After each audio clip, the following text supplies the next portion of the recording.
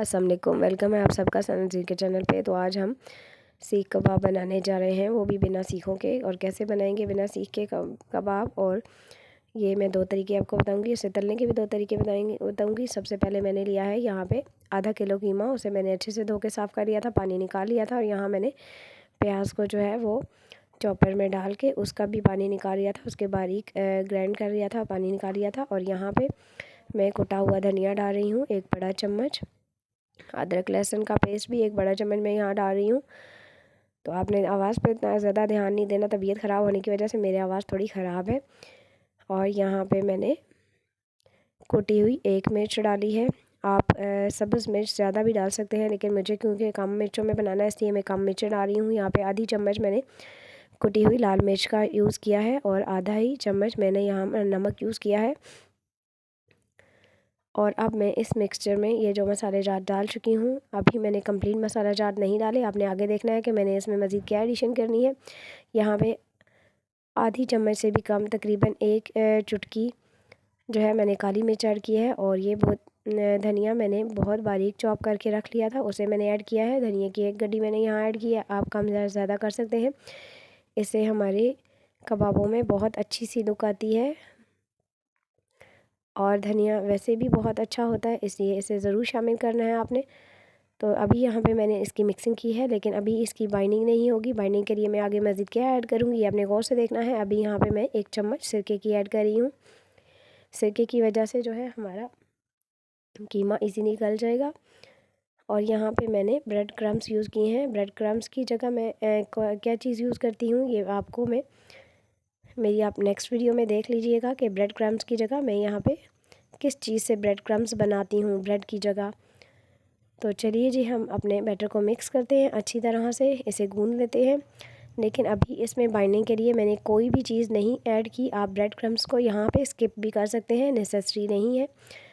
اور اب ہم نے اسے بہت اچھے سے مکس کر لیا ہے۔ یہ آپ اس کی کنسسٹنسی دیکھ سکتے ہیں، اچھا خاصا یہ تھک ہے، اس میں پانی بالکل بھی نہیں ہے، جیسے کہ میں آپ کو دکھا رہی ہوں چمچ سے الگ کر کے۔ بالکل بھی اس مٹیریل میں ہمارے پانی نہیں ہے، پانی ہونا بھی نہیں چاہیے۔ حالانکہ ہم نے اس میں 1 چمچ سرکہ بھی ایڈ کیا ہے، لیکن ابھی اس کی بائنڈنگ اچھی نہیں ہوگی۔ بائنڈنگ کے لیے میں اس میں کیا ایڈ کرنے جا رہی ہوں یہ آپ نے اب غور سے دیکھنا ہے۔ یہاں پہ میں بائنڈنگ کے لیے ½ کلو قیمے کی ریسیپی میں 1 انڈا یوز کروں گی۔ 1 انڈے سے اگر ہم زیادہ یوز کریں گے تو ہمارا بیٹر جو ہے وہ سافٹ ہو جائے گا، پھر جڑے گا نہیں۔ یہاں پہ میں نے گھر کا آٹا لیا ہے 3 کھانے کے چمچ، تو آپ کو میدا یوز کرنے کی ضرورت نہیں ہے۔ اگر آپ کے پاس اویلیبل نہیں ہے تو آپ بے شک میدا یوز نہ کریں، گھر کا آٹا یوز کریں۔ میں نے بھی یہاں پہ گھر کا آٹا یوز کیا ہے۔ گھر کا آٹا ویسے بھی صحت کے لیے اچھا ہوتا ہے، تو یہاں پہ میں نے گھر کا آٹا یوز کیا ہے، کیونکہ ہم گھر کی چیزیں بنا رہے ہیں اور گھر کی ہی چیزوں سے ہم اچھی صحت والی چیزیں ہم نے بنانی ہیں، تو اس لیے میں نے گھر کا آٹا یوز کیا ہے۔ ابھی ہم اسے بہت اچھے سے گوندھ لیں گے تاکہ ہماری بائنڈنگ بہت اچھی سے ہو جائے، جیسے کہ آپ دیکھ سکتے ہیں کہ اس کی بائنڈنگ اب بہت اچھی سی ہو جائے گی۔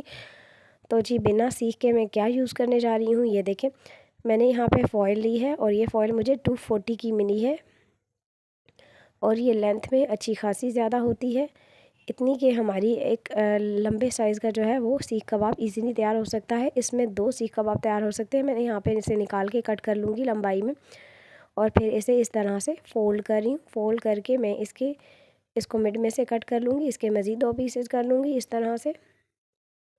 اور اب میں جو چمچ جس سے میں پکاتی ہوں اس کا بیک سائڈ میں یوز کر رہی ہوں، اور اس کے اوپر میں فوائل کو لپیٹ دوں گی اس طرح کر کے۔ آپ کوئی بھی چمچ لے سکتے ہیں، اس کے اوپر فوائل کو لپیٹ سکتے ہیں اس طرح سے ایزیلی۔ اور یہ ہماری سیخ کی جگہ سیخ ریڈی ہو گئی ہے، حالانکہ ہمارے پاس سیخ اویلیبل نہیں ہے۔ اور اب ہم اس پہ جو ہے اپنے سیخ کباب کا مٹیریل لگائیں گے۔ تو یہاں پہ ایک میں نے پیڑا نما جو ہے وہ مٹیریل کو شیپ دی ہے، اور اس کے بعد میں نے اس کے اوپر لگانا شروع کر دیا ہے۔ اب ہمارا بیٹر آپ دیکھ سکتے ہیں کہ اتنا تھک ہے کہ یہ ایزیلی جڑ رہا ہے، یہ بالکل بھی الگ نہیں ہوگا۔ آپ نے اسے اسی طرح سے جو ہے اچھے سے شیپ دے دینی ہے، یہ اچھے سے اس کے اوپر جڑ جائے گا۔ اور جب ہماری یہ فنیشنگ ہو جائے گی اس کے بعد ہم اسے کرل کی شیپ میں ہاتھ سے ہی ڈیزائن دے لیں گے، جیسے کہ میں ابھی آپ کو اس کا ڈیزائن بنا کے بتا رہی ہوں۔ اس طرح سے آپ ایزیلی اسے ڈیزائن دے سکتے ہیں۔ تو ہماری سیخ کے اوپر ہمارے کرلز، ہمارا ڈیزائن ریڈی ہو چکا ہے۔ اسی طرح سے ہم باقی ساری سیخ کباب بنا لیں گے۔ یہاں پہ میں سیخ کباب 2 طرح سے بناؤں گی، ایک اس طرح سے فوائل کے ساتھ، اور کسی بھی آپ چمچ کی بیک سائڈ یوز کر سکتے ہیں یا سیخ بھی یوز کر سکتے ہیں۔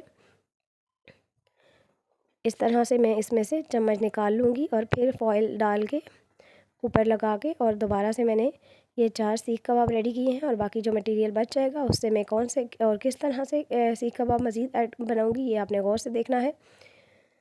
یہاں پہ میں نے یہ ریڈی کر لیے ہیں، آپ ان کی لک دیکھ سکتے ہیں، بہت اچھے سے پیارے سے ہمارے تیار ہو کے ریڈی ہو چکے ہیں۔ اب میں انہیں آپ نے 2 گھنٹے کا اسٹے دینا ہے انہیں فریج میں، یا پھر فریز کر کے رکھ سکتے ہیں اور بعد میں بھی یوز کیا جا سکتے ہیں۔ تو چلیے دوسرے طریقے سے اب ہم بنانا شروع کرتے ہیں۔ اب بنا سیخ کے بنائیں گے ہم، کہ اس میں ہم فوائل اور کوئی بھی چمچ وغیرہ سیخ کی جگہ نہیں یوز کر رہے ہیں، یہ بالکل ہاتھوں سے بنانا ہے آپ نے، اس طرح سے پیڑی کی سائز میں، اور پھر اسے انگلیوں کی مدد سے اور ہاتھ کی مدد ہتھیلی کی مدد سے اپنے لمبائی کے رخ میں بیل لینا ہے۔ اس طرح سے بہت اچھی سی سیخ ہماری جو ہے وہ بن کے ریڈی ہو جائے گی، سیخ کباب ہمارا بن کے ریڈی ہو جائے گا۔ آپ نے یہی ٹرک فالو کرنی ہے۔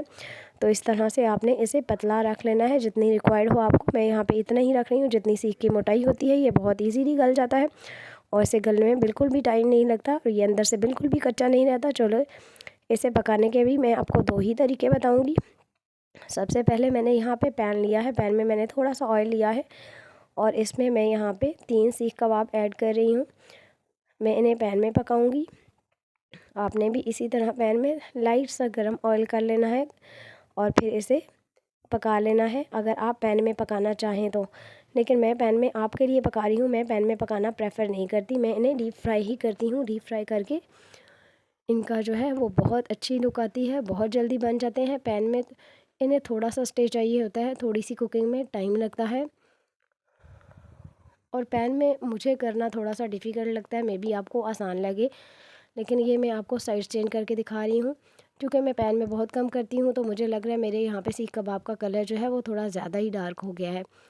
تو چلیں اب ہم انہیں ڈیپ فرائی کے لیے نکالتے ہیں اور کرتے ہیں۔ یہ ہمارے فریز ہوئے تھے، اپنے انہیں باہر نکال کے رکھا ہے تھوڑی دیر کے لیے، اور یہ نارمل ہو گئے ہیں۔ اور اب میں نے یہاں پہ آئل گرم کیا ہوا تھا، اس میں نے سیخ کباب 3 ڈال دیے ہیں، اور یہ ہمارے لائٹ سے اسکن کلر میں جو ہے وہ براؤن کلر کے ریڈی ہو چکے ہیں۔ تو یہ میں نے چٹنی بنائی ہے ان کے ساتھ، پودینے اور مرچوں کی چٹنی کی ریسیپی بھی آپ کو میرے چینل پہ مل جائے گی۔ تو چلے اسے توڑ کے ٹرائی کرتے ہیں اور آپ کو دکھاتے ہیں کہ اندر سے بالکل بھی کچے نہیں ہوتے اور بہت اچھے سے پک جاتے ہیں، ان کا بہت اچھا ٹیسٹ ہوتا ہے۔